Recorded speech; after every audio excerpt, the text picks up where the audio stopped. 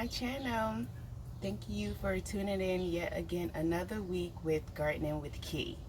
So, last week's episode we talked about the struggle garden.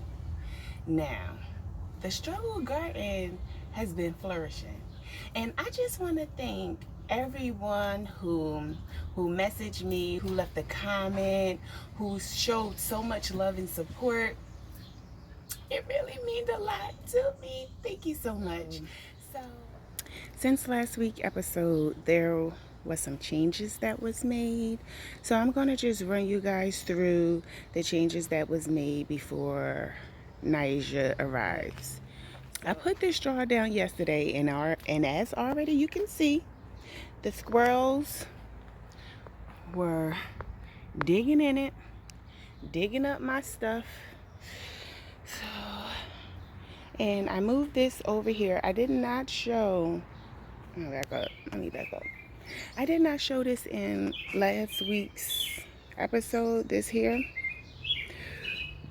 It was in another area of my yard, but I decided to put majority of everything over here.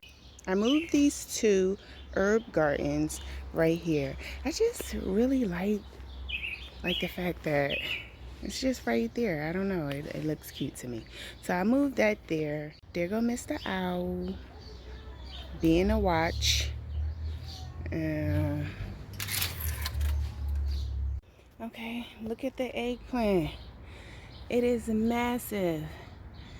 The rain is magic rain water, okay? Honestly, all you really have to do is plant your vegetables or fruit and make sure you have it in an area where it will get sunlight, the recommended sunlight, and let nature take its course. You'll get the rain. If it doesn't rain, then you just have to water your garden. But you see when it rains, what it does. Oh my God. So I really think it was the spray that did the discoloration of the leaves and stuff. There's a fly on that one. Because everything else is really healthy in the garden. So, cardinal rule number 1. If you want to be organic, be all organic. Don't use no sprays. Don't trust it. Don't trust it. And that's where I went wrong. I trust the spray. But look at this. Look. My jalapenos. So these here, I did pick this up from Lowe's. I did pick that up from Lowe's.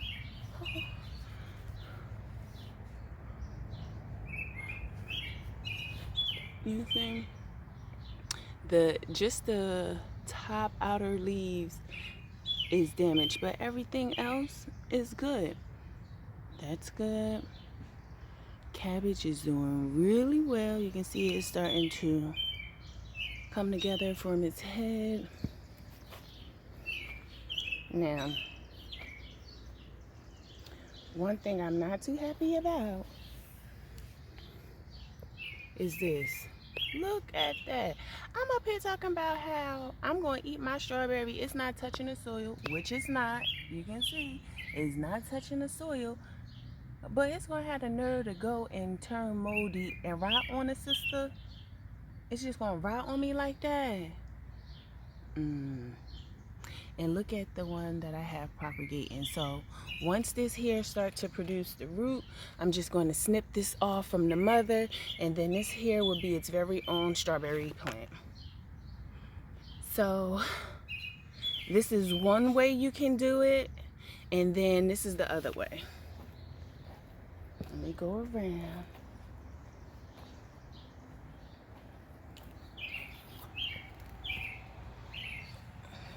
You just put, what was that, a bee? You just put the ends, you just bury it into the soil. And then I just put mulch on top. But Yeah, so that's one way to do it. Second way to do it. Okay, and this here was an afterthought. The strawberry, it was over in the greenhouse over there, but it wasn't doing too well. It needed to be out with everybody else. So I had it hanging in the greenhouse, and then I put it here, which was also hanging, which is why I did that. And now that I just have the space for it, I might as well just plant it in the ground.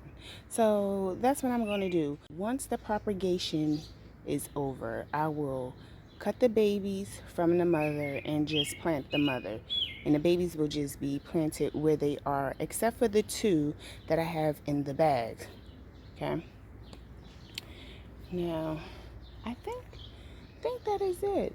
Oh, my blueberries. My new bush.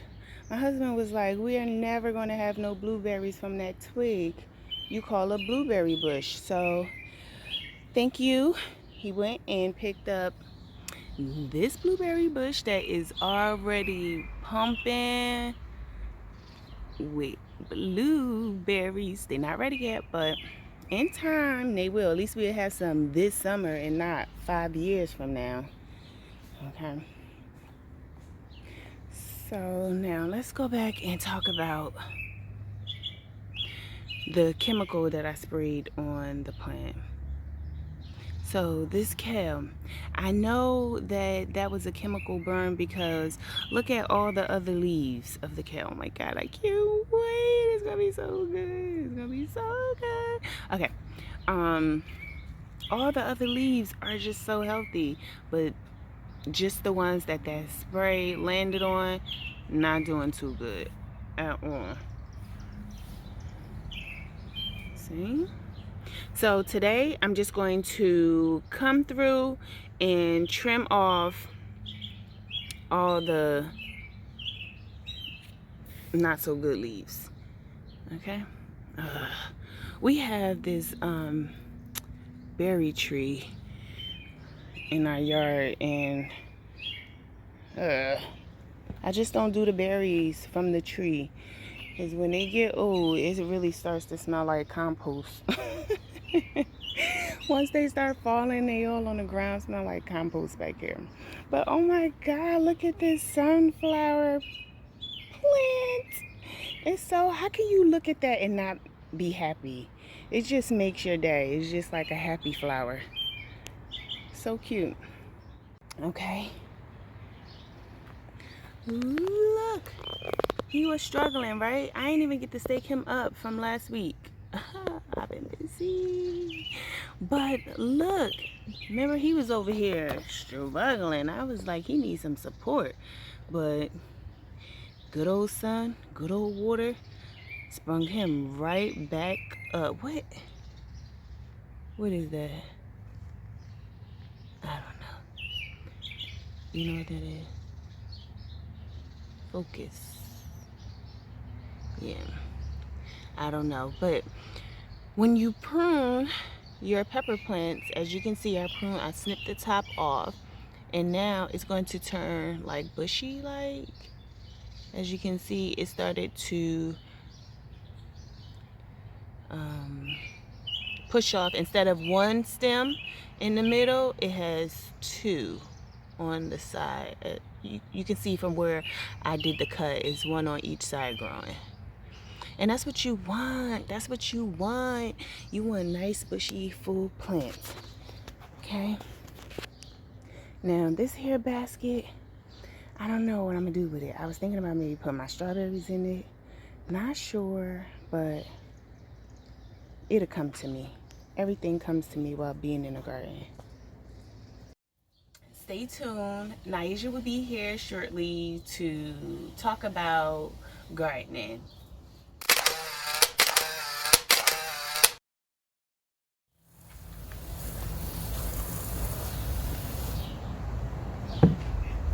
We could do the other one, but I'll prep that.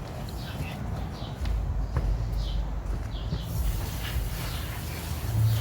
Yeah, we have to do stuff. Don't think of that. You need a scoop? I got a big scoop. They say work. No.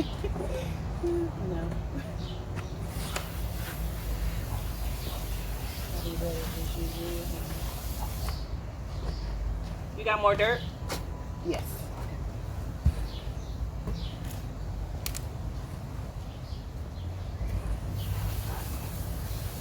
Yeah, we're gonna have to get this stuff in the ground next year, so we don't gotta worry about spending all that money on dirt. Yeah. I mean, I do have a lot of compost too.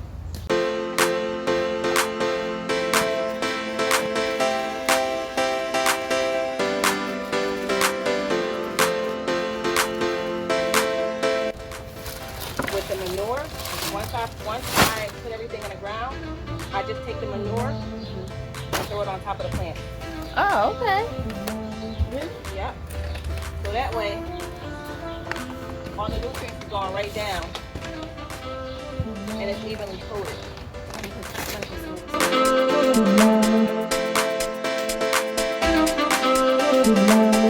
When I put in the center, and then you just leave it rolled down. Wait, you said you got squirrels and what else? Voles that love these, so they gotta go in there. Okay, so just keep it rolled down.